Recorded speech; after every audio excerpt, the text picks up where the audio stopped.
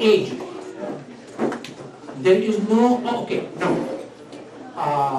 Islamically speaking, you are obligated to start fasting at age of puberty. Before puberty, it is just,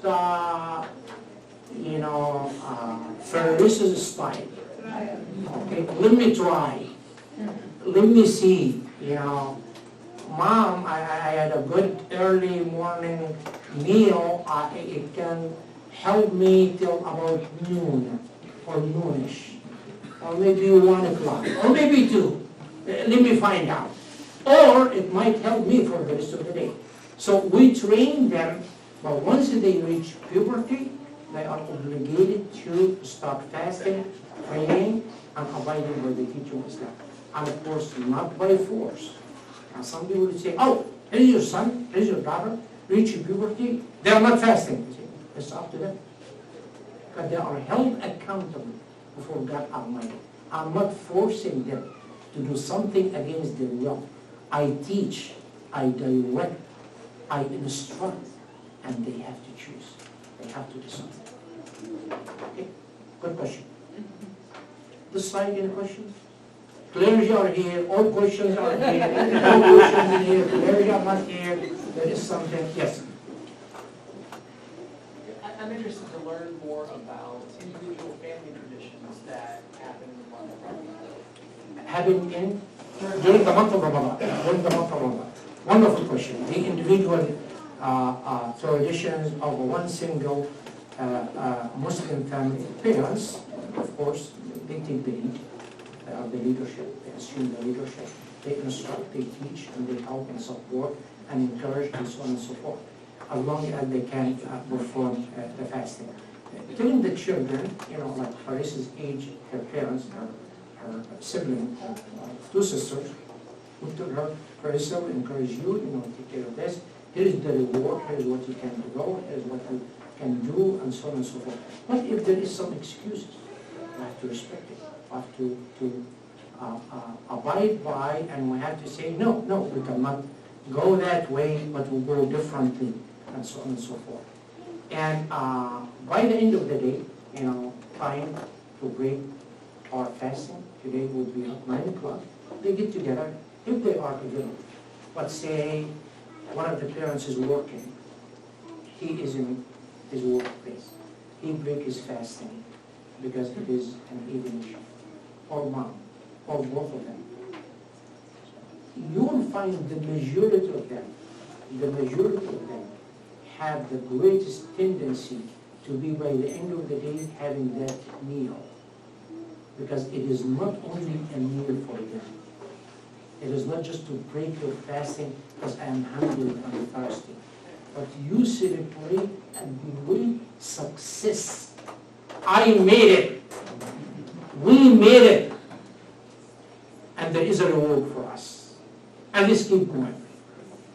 What's your experience today? How it was done? You have been headache, you're thirsty, dehydration and this and that, and and also the learning itself, from that wonderful experience. How much it has been helping you to change a lot of things in your mind, and in your heart, and in your vision inside, and in your hearing. How much of good things you have done, and how much of bad things you have done. And you have to have that check and balance. You have to have that assessment and evaluation in order to see how you're doing. So you're living Islam and you're living fasting. It is not just like our congregation Friday. I was sharing with our congregation that if you live Islam, the stick shift driving style, so you lose Islam. You know what I mean by stick shift? How many ones in here are driving stick shift? Not many. How did you learn to drive that car to shift from first, second, third, fourth, fifth, and reverse? At the beginning, you have an instructor to help you, or dad, or mom, or someone else. But all the time, at the beginning, first, second, third, oh, reverse. And you keep going on and on and on till all of those moves attached to the skills would be vanished. Till you reach the point of, first, second, oh yeah, you can call me later, and so on and so on. So it becomes a habit. So you do not have to have more skills to develop or training and so on and so forth. It becomes like a second nature. So you're doing everything in a very mechanical way, as if you're driving, the other style.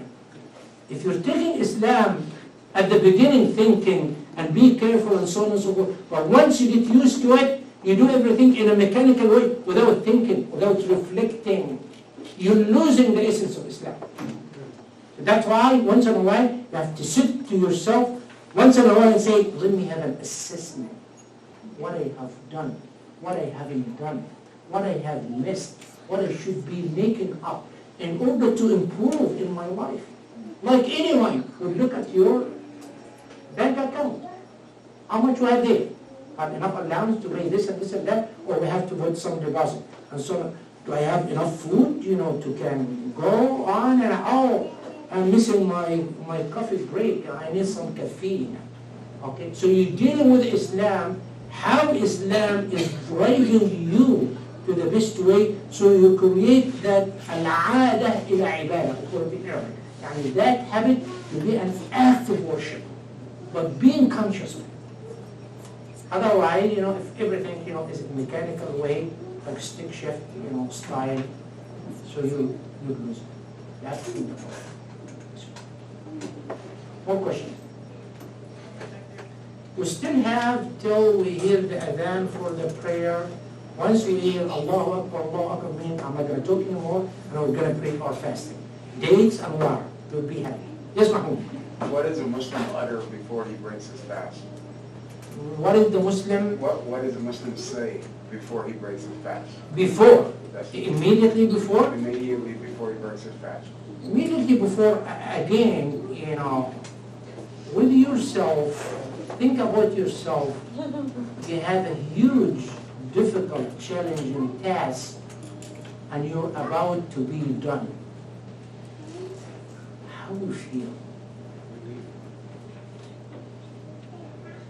And how much of reward would be waiting for you from God Almighty, as you're so obedient to His order and commands, and now you follow exactly what He's telling you to do, and I'm successful, and I'm doing it, and I'm working in all my faculties in order to change good things in my life. So once I reach this, first, I'm thankful and grateful to you. You enable me to come to that point. Second, now I'm ready to eat, but remember, before you eat, or while you're eating, how many thousands, how many millions do not have that sip of water to eat, or that date to eat? Think of them. Think of them. But not only to think of them, but do something about it. Now you're putting faith in action. It is not, hurry up, where's the date, where's the water, break our fast, let's have the meal. Wonderful, wait in here and just enjoy. And thank you so much, Masjid Al-Iman, we do enjoy. Thank you, we'll see you next year. No. From now till next year, think of something good to do and to get. More questions? Yes, Hassan. Don't ask me difficult questions. He always does. In our Friday night, gathering, okay, go ahead. Do we have to pray in Jannah when we die, when resurrected and lucky enough for good deeds to end up in paradise? Do we have to pray there? Hassan, to be honest with you, I do not know. It's a hard question.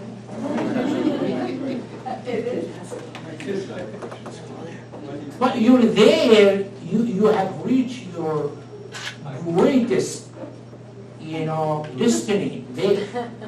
You are with God, with prophets, with those truthful, with You know, it is great, great. You know why, Hassan? Because you did a lot here before you go there. You prepare yourself here.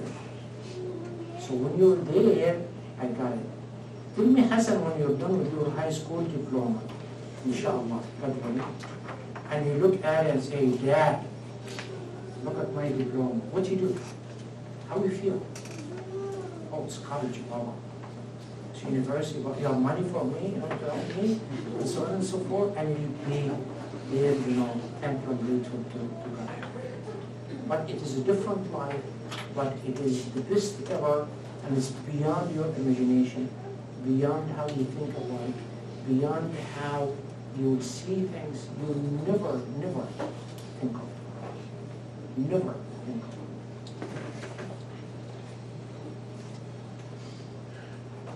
Doctor. I'm sorry.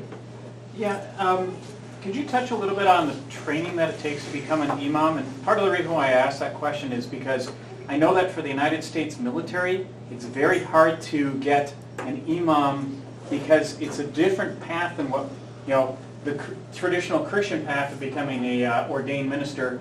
It's really hard to find one that would be qualified and make sure that Islamic soldiers are taken care of as far as for their religious needs, you know, within the system. A wonderful question, Mike. And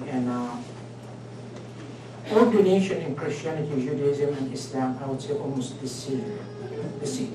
Okay? Someone was qualified to reach out and preach and teach and so on and so forth, and answer questions and lead you in the prayer and so on and so forth. Here in North America or anywhere outside the Muslim world, there, it is a challenge. My dear brother Muhammad Amir introduced me as our Imam, our spiritual leader. When I came to this country, my wife and I have never thought that I would be in that position. Though generously enough from them and kindly enough for them, they are calling me Imam. But I do not consider myself as an Imam. Yet I have to study so hard. And I have to find out, because once I am in front of you, holding the mic and behind the podium, I have to tell the truth.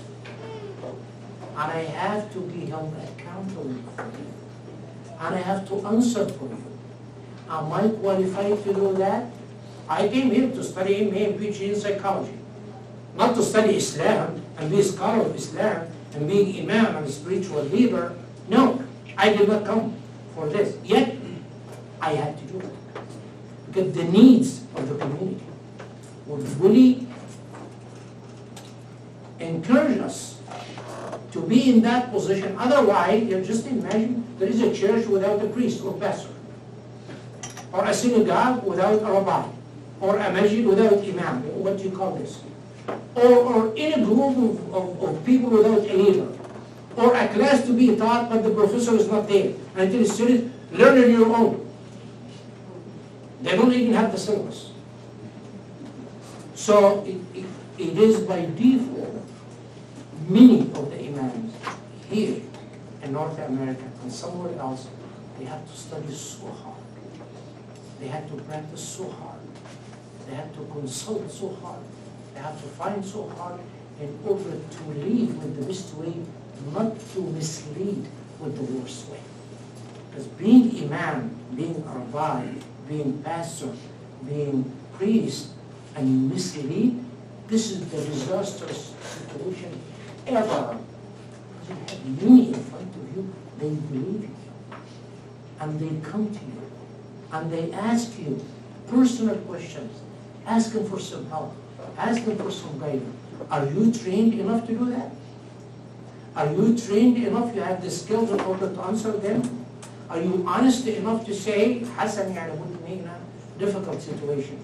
Uncle, tell me this. I have to answer him.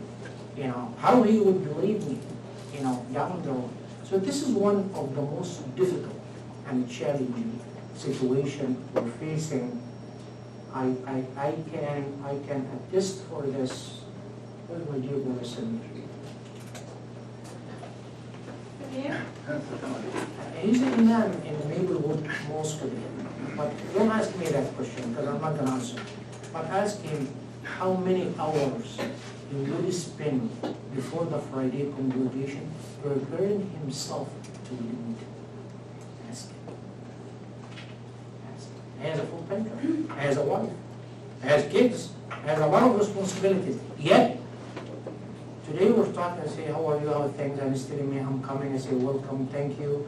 How are you doing? How's fasting? I say, oh, I missed one fasting day because I was sick. I had to break his fast. It happened to be Friday. And he had to find someone to replace him and not to bring anyone, but one who is trustworthy. This is a big challenge for us, Mike. So I understand what you're saying. In the military, in the army, somewhere, when you look for an imam to lead, a bunch of Muslims there, it is a huge responsibility. And, but I love it. We need to do this. But I think we have still some scholars in Minnesota, as Minnesota community, for Muslim community. We have do. Some scholars. We do, no doubt about it, but it's still some other Just a skills. few, just a Some few. other skills. Right. You talk about the language, you talk about the cultural aspect, you talk about the proper understanding of the community you're living in and the country you're living in. Yani one best of the scholars ever, you bring him from overseas and say, oh, you're going to go to Lutheran Church or St. Thomas University to give a lecture about Islam, and you have no idea whatsoever about the cultural aspect of this country. You might be saying something,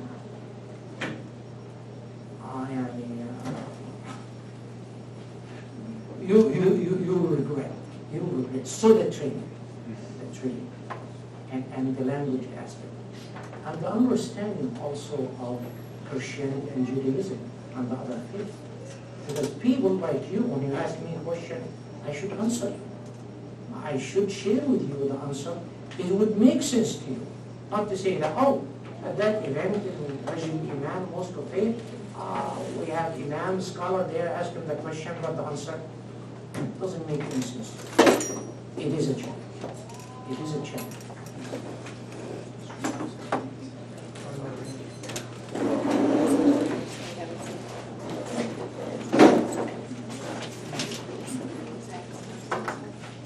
So,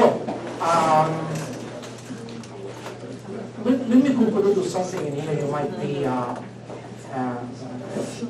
surprised how many scientific facts would be related to Islam and the teaching of Islam.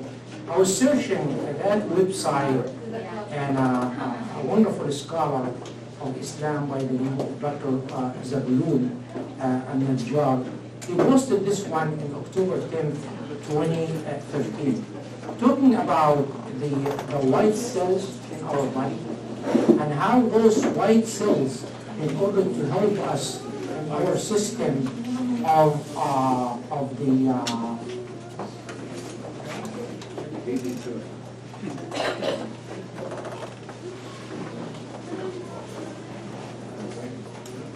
protecting us with that immune system, you have to fast one day in order to create inside you a specific number of those white cells. So we need 365 white cells to be created in our body, and the only way to do that is to be fasting. This is scientific fact. And now, if Ramadan 30 days, and we're utilizing the lunar calendar, so it would be only, you would come with 355. So that's why after the month of Ramadan is done, we come to this one. 6 other days in order to come up with those 365 days in order to create that immune system inside you.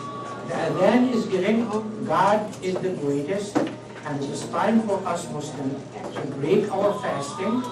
So feel free to have the water and date, and you enjoy. And after we're done, we'll be upstairs to have our prayer, coming back in here to have our meal. Thank you so much for all of you. We appreciate being with us. Thank you.